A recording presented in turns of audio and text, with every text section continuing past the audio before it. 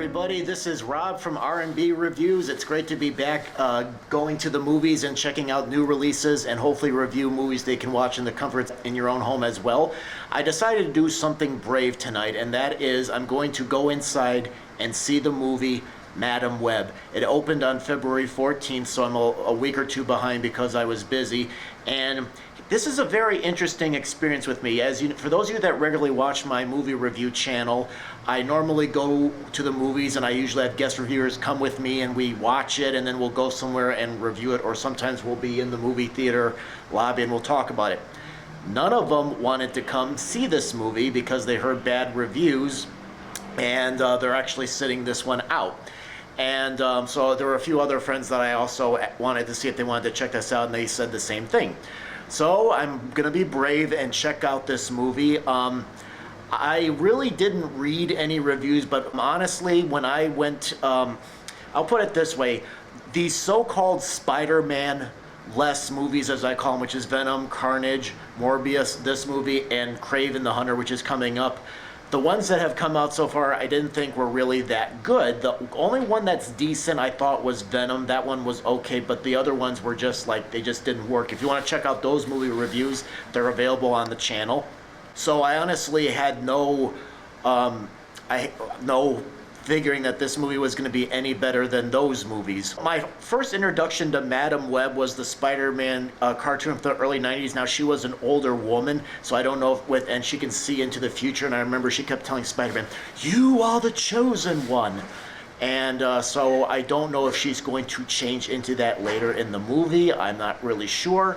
But Dakota Johnson's supposed to play her, and I was kind of surprised. I was expecting maybe like an older person in the role. Like I said, I didn't read any reviews. I just looked at Rotten Tomatoes, and the score is not good. It's 12% critics and 57% viewers.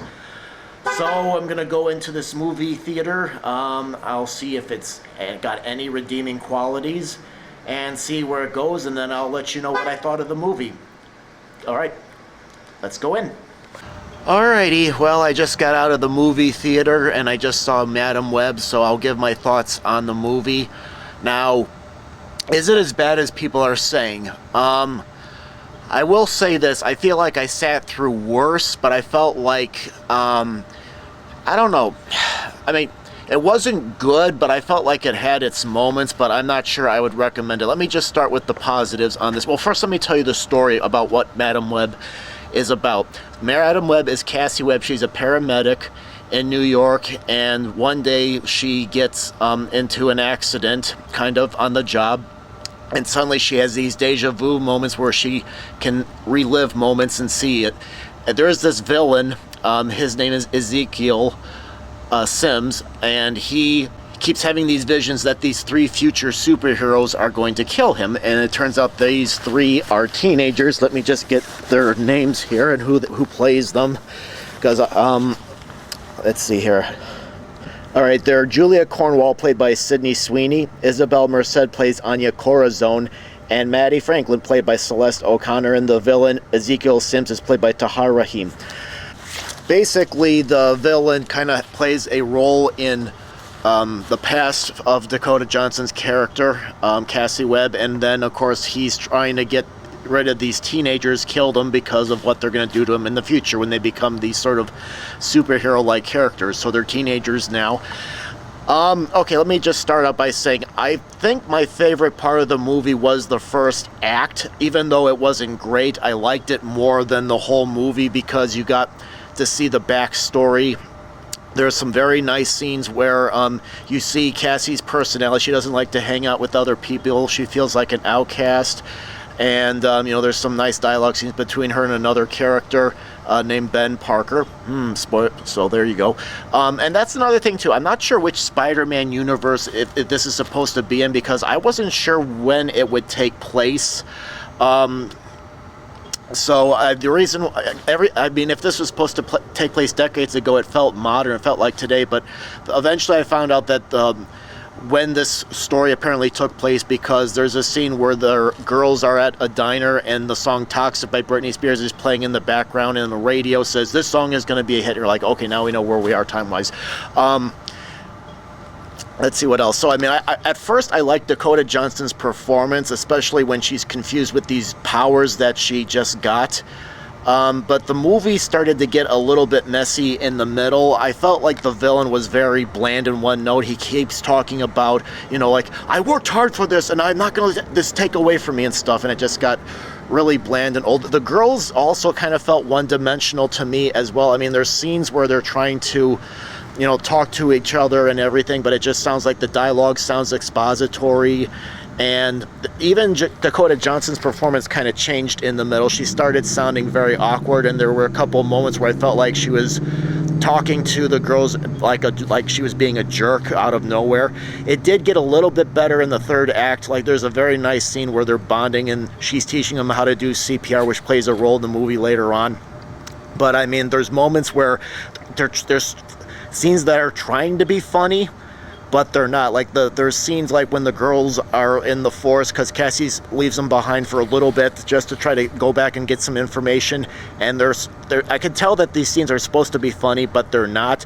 The action scenes were very boring. There's a scene where the villain, Sims, he kind of wears looks like a Spider-Man 2009 costume, but it's black, almost like the Venom Spider-Man, and you know, there's a point where he's fighting police officers, and it looks like he's just pushing them off to the side. If it was shot or edited differently, it would have been more exciting, like with quick cuts. But it's like he's walking by, he's just pushing them off to the side, and it's like boring.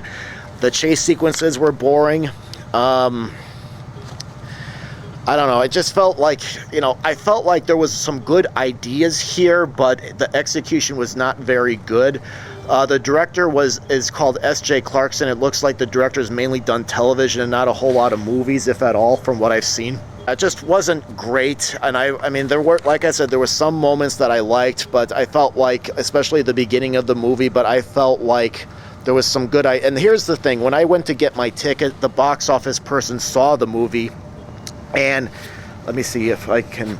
I'm trying to remember exactly what she said. She said that it's not like any of the Spider-Man or comic book stories that you're familiar with. Now, like I said, my first exposure to Madam Web was the Spider-Man cartoon, so I haven't read any Madam Web comics, so I don't know how much has changed with this movie. But she also said that there actually is no mid or end credit scenes. Actually, two people in the audience were like, "What the hell?" You know, they were like shocked that there was none of that in the movie. Let's see. And like I said, the villain was just very boring, one note, and the girls kind of were too. You know, I mean, they're given a scene where they use dialogue so that we get to know them, which helped, but at the same time, it could be a bit expository. And like I said, the comedy just wasn't very funny. The action scenes were boring. Would I recommend this movie? Probably not. I don't think this movie is one of those movies where you watch and you can make fun of it and laugh. It's not those types of movies. At least to me, I don't think I could quite recommend this movie, and I don't see a connection with this, like with Morbius and Venom and Carnage, like those are.